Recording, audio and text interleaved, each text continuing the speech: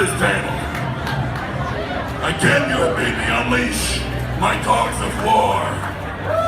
And the first dog that I would like to introduce to you, WinterCon, is my personal Mad Max cosplay guru, Carl Bartasinski, the man who is in charge of MadMaxCostumes.com and one of the founders of the largest post-apocalyptic party in the world, Wasteland Weekend. All my dogs, give it up for Carl.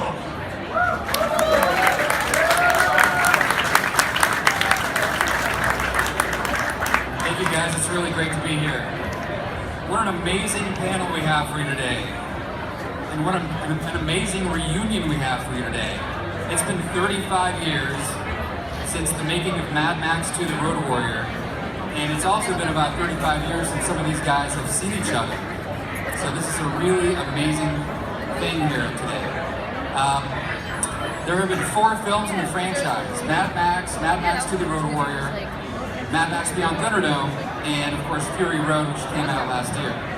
I still have to say that as awesome as Fury Road was, I still think Mad Max 2: The Road Warrior is still my favorite film of them all, right? It's just such a classic. It's a post-apocalyptic Western samurai film. It was back in the days when you didn't see a lot of visual effects in films. Everything was done in camera. Just a very, very classic, wonderful film.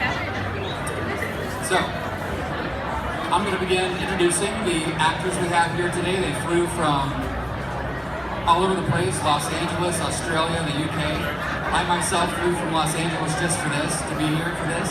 It's very historic. All right, so our first actor, introducing Vernon George Wells, who played Wes in Mad Max 2: The Road Warrior.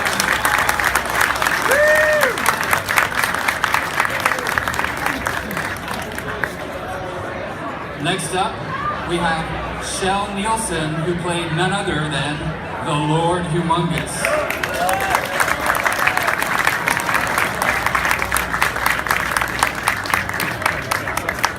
Next is Emil Minty. You might not recognize him, but he was the feral child in the film. He was only 8 years old at the time.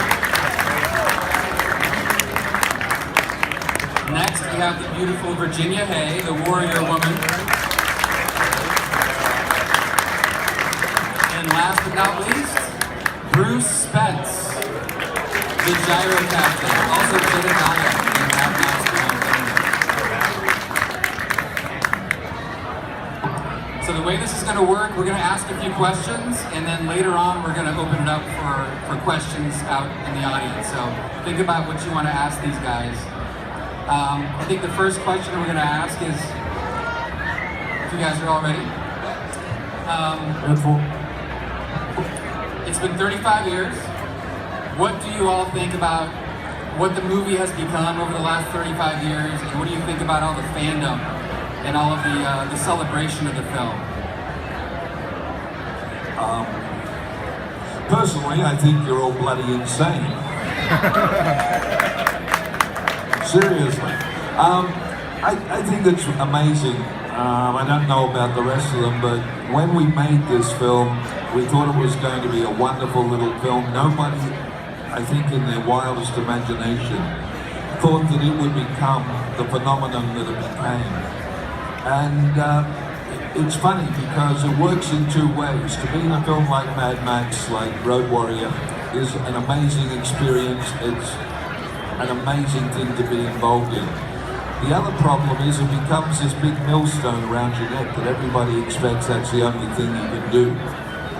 So it's very difficult as an actor for a while to get a job because people are looking at you as Wes, which the only time I'm Wes is on the freeway in Los Angeles.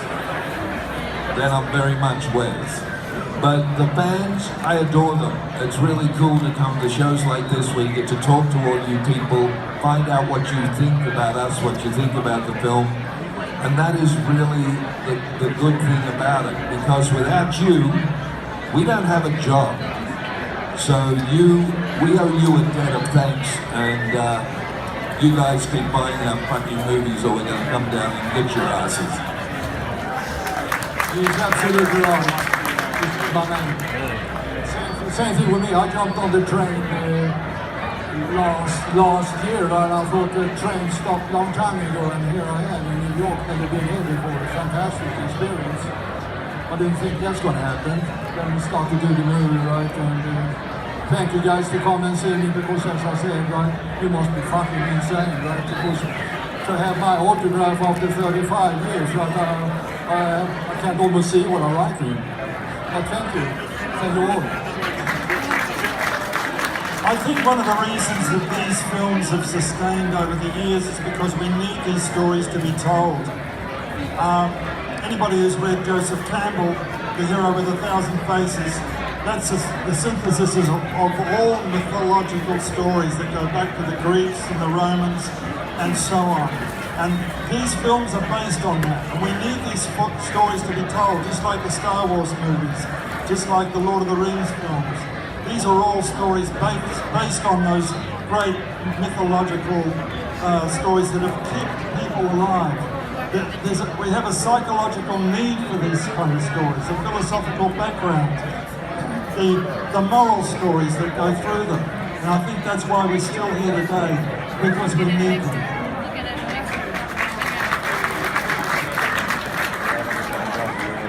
I think one of the wonderful things about Mad Max 2, in particular Road Warrior, is that it never aged. And even though it's 35 years old, if you've never seen the movie and you watch it right now, it seems as fresh as the day it was made 35 years ago. There's nothing in it to date it. Bruce said something very interesting last night at the Q&A, that the original Road Warrior was based around petrol, or what do you call it here?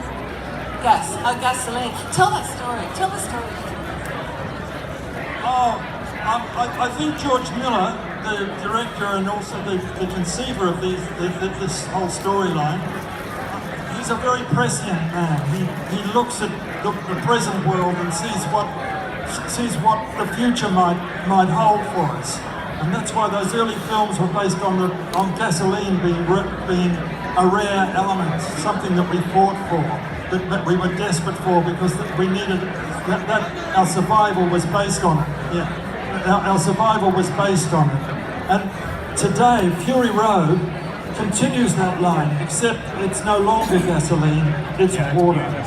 And anybody who's familiar with a thing called climate change, that's where George is basing his new trilogy on. Water is the valuable thing. Water is what everybody's fighting for. I just wanted to add on the first initial question about the fans and how you guys are still here, and I want to thank you guys as well. I was an evil character, and I can't believe that when I was 8 years old, that even today, 35 years on, you guys would be here and showing up and getting my autograph. And I think it's pretty amazing. It's quite humbling. Great to see. I had a little kid here come up and get my autograph. His name's Alex, if you're out there. And he was just looking at me like, wow. And I said, I signed an action figure for him, and I said to him, who's that? And he said, it's you. And I said, no, I thought it was you. And he was just gazing at me, and I think that's amazing. So a new generation of it, I don't even think he's seen the film. I think his dad's going to show him later on. But that's amazing to see that, it's still living on. So yeah, glad to be here. Thanks, guys. We really love your support. We love you as our fans, and we really appreciate the fact that you still love the trilogy. All of the 4 Mad Max movies rock, in my opinion, and I'm a huge fan too. And so from one fan to another, thank you. Very nice. So I'm curious, at what point in time was there a specific thing, a specific incident that made any of you realize this was no longer just a movie, this was something bigger. This was a whole new genre being opened up, and you were a part of that. I can tell you that. It was when somebody phoned me up from Sweden when I was living in Australia, and when they had an interview with me and told me how big it was in Sweden, and when I'm reading the magazines over in Sweden, I was the best actor ever, and I couldn't understand the peanuts, right? And I still don't, of course I wasn't. But at least I wrote it down, right? Just printed. And I wrote magazines, right? It was Man's Magazine, right? And that wrote up in 100,000 copies, and it went on 2 days, right? So it was extreme, right? And the movie was so popular over there, so you couldn't believe it, right? But I didn't know because I was working on my dream.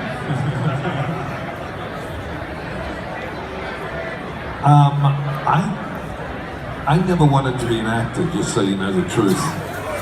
And I was a director, and that's where I wanted to stay because I was happy. I realized that Mad Max had become bigger than I would ever be when I got a phone call from America and they offered me a lot of money to come over and do Weird Science and play the role again. And to be directed by one of the hottest directors in Hollywood at that time, John Hughes. That kind of made me realize that that little film I'd done in Australia had suddenly become very big. So, you know, and it's gone on from there. My 5 minutes of fame hasn't gone away yet, damn it.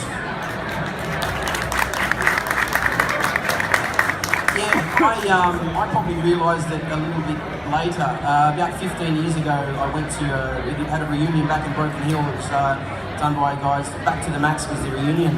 And it was that, when we went back to Broken Hill and went out to certain areas where the movie was shot, and we watched Mad Max 2 in the cinema where it actually premiered. And the turnout there was insane. Not just people from Broken Hill, but fans that came from all over Australia. And that's when I actually went, really, this is still carrying on. And, you know, that was 15 years ago, so that's probably when it really hit me, yeah. Well, I found that over the years after Mad Max, I stayed in Australia for a number of years. People started to recognise me on the bus and walking down the street. And at first I thought it was sort of weird, but it kept going and going and going. But the first time I had a real sense of the global impact on Mad Max was when I came over to the US in 1999 to do my first convention after leaving Farscape. Oh, I was still in Farscape at the time. That's when I realised at the conventions, thousands of people were asking me for Mad Max photos. I didn't have any with me. And that was when it really impacted. Oh my God, this is massive. And it has never stopped. I haven't got much to say on that, except even now when I go through immigration into America, when the guy at the immigration booth says, "Hey, you're the guy from Mad Max," I think, well, it still benefits. So obviously, fans gathering at conventions to celebrate movies like this, take fictional celebrities, get their autographs, that's nothing new. What is rather new on the horizon is cosplay, recreating the costumes and the characters from these movies. So I'm curious, when a maniac like myself shows up at your table, what is that like for you? Is that an honor? Is that creepy? How does that feel? You take that behind the scene, okay? That's good. I think it's great, you know. I think it's fantastic, and I gave you a couple of training tips, right? So you really can look like him. And that's an honor, right? Because nobody knows I did that match, right? And it's bloody embarrassing to always say, "Hey, it's me, the man behind the mask," right? So I have to tattoo it on my arm, right? At least I have something going for me, right? And it's still in there. Well, thanks anyway, thank you. You've done a good job there. I like it. Okay? I think it's a great honour. In fact, there's a warrior woman here today. Where is she? Jo! Come here, look at this! I mean, this is absolutely spot on. It's incredible. It's a great honour. We love it. We absolutely love it. It's such a pleasure. Thank you very much. I appreciate all the hard work you went to. We white girl. No, she said we love it. I say we.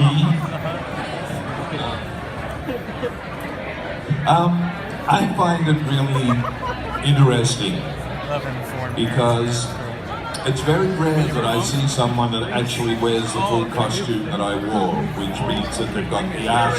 Turn around. Not often they've got their ass bare. Most people tend to cover it, so, but I think just to have people take the time to make the costume, to wear the costume, is very humbling, because it means that you've affected someone very strongly for them to even want to do that. So I think that is just amazing on their behalf, and you know, it's just very interesting. I think what's even more interesting for me was that I was voted into 5 magazines as one of the top 5 villains of the last 40 years, and I think that is bloody insane. Yeah, the legend goes on. It's just ridiculous, but you know what? I'll take it. That was an intense place. I understand there were a lot of rewrites during the filming of the script. Is there anything that you remember filming that didn't make it into the final cut?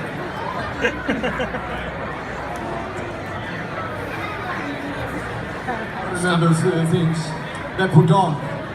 They put on the scene when I killed off, what's his name? Papagallo? Papagallo, right? He was supposed to survive. But I was allowed to kill him off, right? So another one by the dust.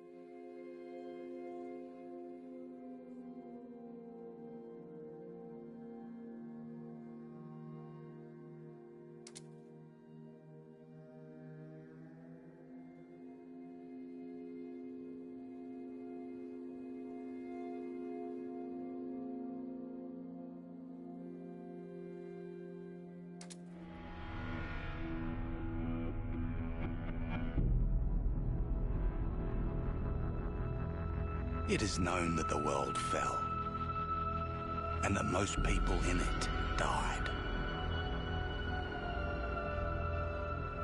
The dead will not suffer the hardships of a terrible world which remains. Those born into this hell have no remembrance of anything else. Those who survived, those are the truly broken, for they know what was before.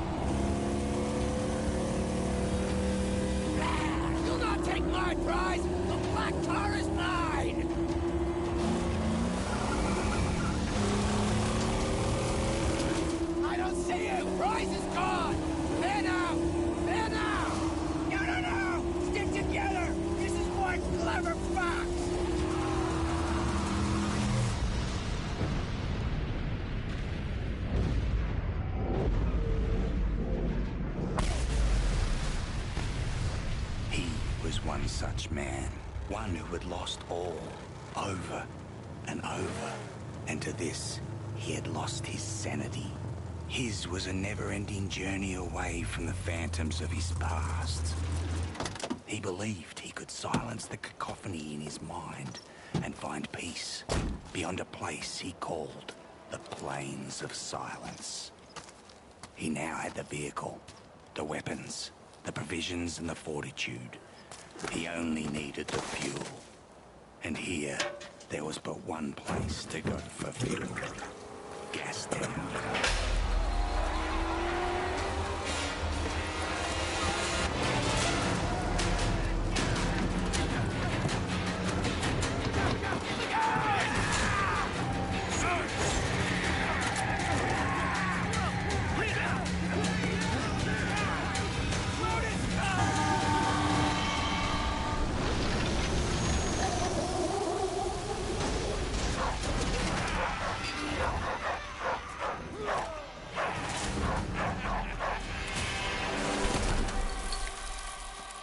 Listen, my apostles of Awful! You've hunted well. Here's the fox who thought he'd plunder from Scabra Scrotus.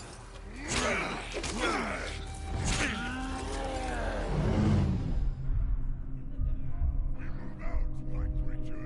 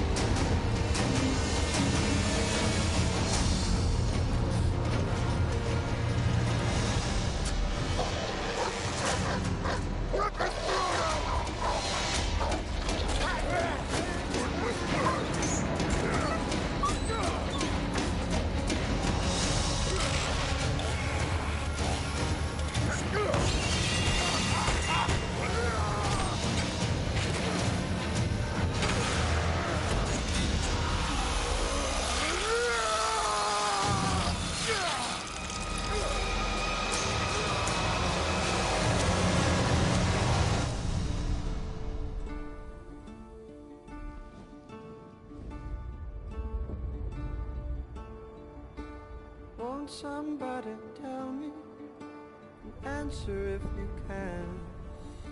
I want someone to tell me what is the soul of a man?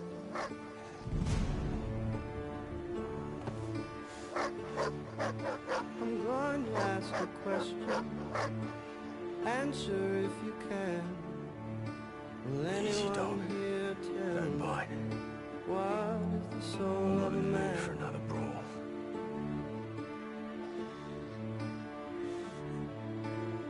this setback would not stop him. He would have his peace, even if it meant another war. And war was coming, because he had created a mortal enemy.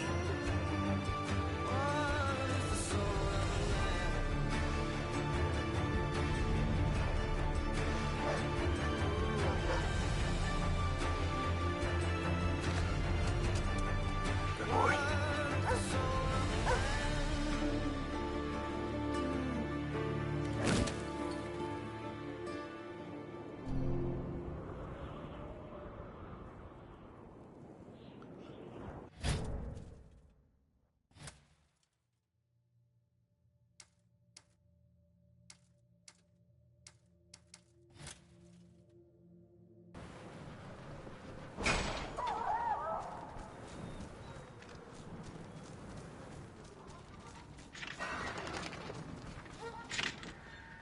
Chumbucket, this man, are you quiet, gently? What? No! It ain't for eating. It's you. Valhalla was alive inside the other gives birth. So to blaze by godly plug ignite. Revolution about revolution rejoice. Please, don't kill Chumbucket. Please. Hey. Why shouldn't I? Because I know you. Yeah, I spied you in the long lookers. They left you for the blowflies, and they snatched your ride, and now you'll be looking to snatch it back. That's what the prophecy says. You're the driver. That's right. Then Chumbucket is your man. I'm your man. Yes, I am. See, I have a vehicle that can take you to your car. I do say. That's right. See, she's not running now. Sorry for that. I came here for the parts. You see, I'm a black finger. I can make it work again. And I think D, too, is going to need an overhaul. Don't go straight. No, I won't. I know you'll find me and dismantle me. I know. Chumbucket's not stupid. He basically praised Kojima's newest work, Death Stranding. It was published in a video by IGN where George Romero said, "The skill that I see in great filmmakers I now see in Kojima-san's work. All the visual languages, the syntax, the compelling imagery, it's all there, on the service of giving an audience an intense experience.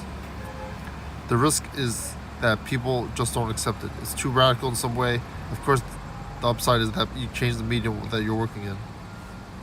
What are your thoughts, like I'm described? So, the title of the channel is Arthouse Anime, and I've been playing the PS4 this year, and there's some pretty good games. What is Arthouse? Got me thinking.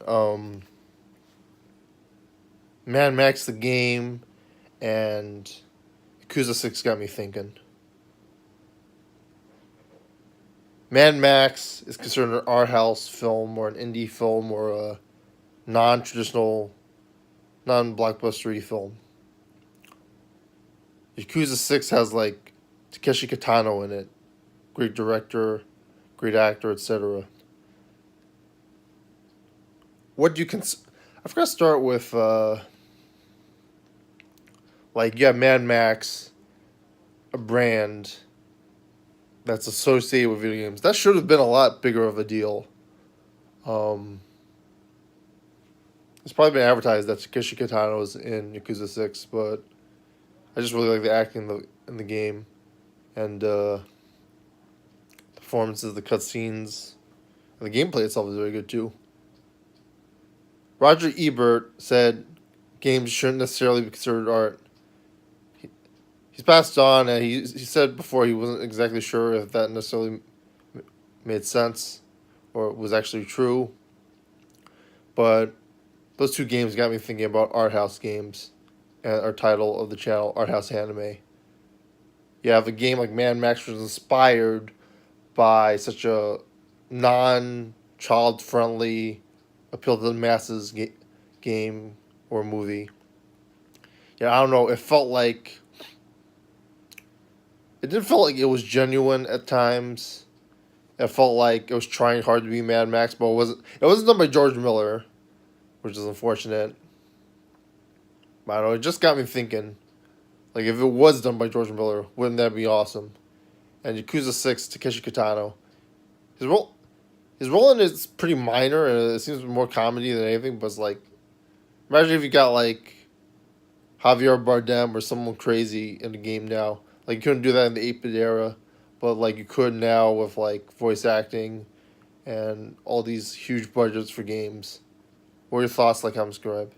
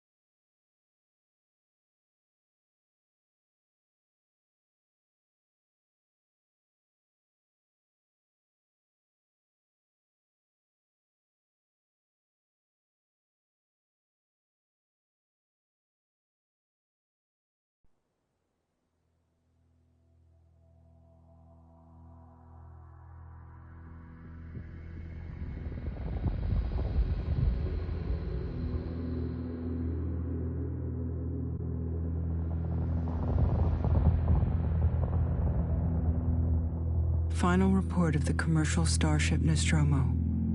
Third officer reporting. The other members of the crew: Kane, Lambert, Brett, Ash, and Captain Dallas, are dead. Cargo and ship destroyed. I should reach the frontier in about 6 weeks. With a little luck, the network will pick me up. This is Ripley, last survivor of the Nostromo, signing off.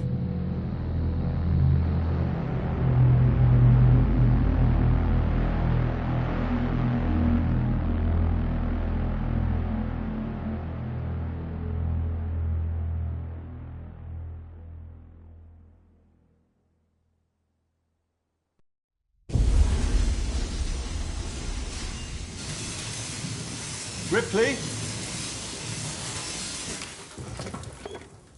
I'm Samuels. I work for the company. It's about your mother. We think we may have found her, Amanda.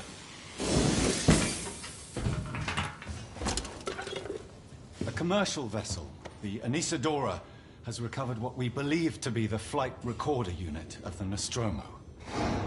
Where? Zeta Reticula. What did it tell you? We don't know. The unit was taken to Sevastopol station. It's proprietorial material, so the company wants it to be collected as soon as possible. Sevastopol's a supply depot in the region. It's a permanent Freeport I know what it facility. is. Transit's arranged. There's a courier ship called the Torrens heading out that way in 2 days. We're going to travel out. We? Me and another exec. And you, if you're willing.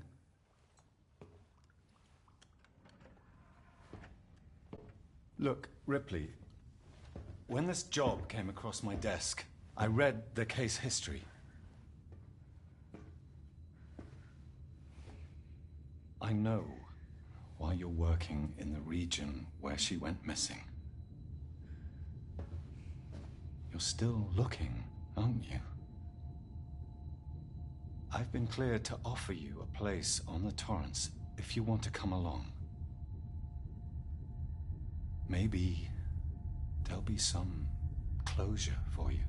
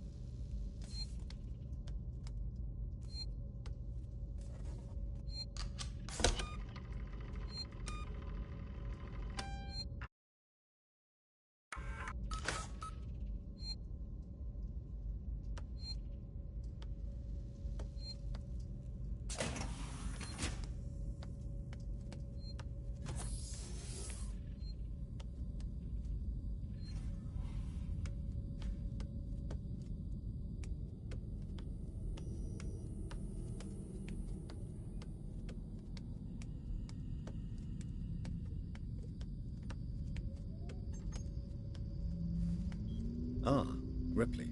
Samuels, did you wake up early? Well, I don't really need as much sleep as the rest of you. I was just inspecting the Torrens facilities. A well-maintained ship. I realize it's a very similar model to... The Nostromo. Yes, M-Class. A later pattern, but close in spec. I've worked engineering jobs on ships like this. Of course. Is Taylor up yet? She's not a seasoned traveler. Hypersleep may have been punishing for her. Haven't seen her. I'll go check on her. You should probably get changed, Ripley. Verlaine will be calling us soon.